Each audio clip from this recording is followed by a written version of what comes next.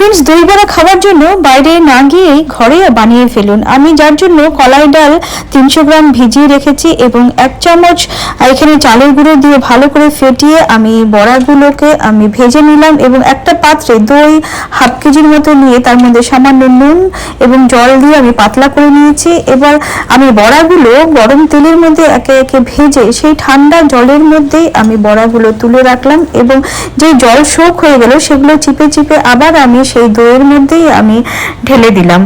আর সেগুলো একটু পরেই দেখবেন খুব সুন্দর ফুলে উঠেছে।